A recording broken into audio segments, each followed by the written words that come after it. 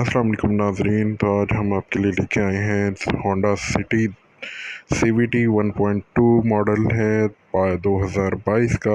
Punjab registered है। Mileage है 39,000 सिर्फ चली हुई है गाड़ी। माशाल्लाह बिल्कुल ब्रांड न्यू कंडीशन में है।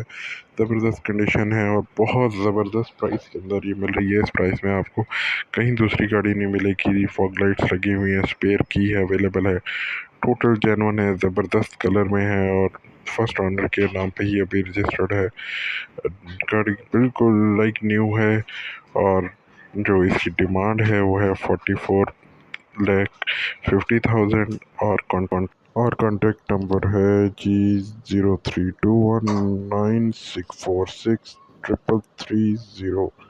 व्हाट्सएप पर भी ये नंबर अवेलेबल है। दोबारा रिपीट कर देता हूँ, 032194633330। लोकेशन है जौहर टाउन, लाहौर।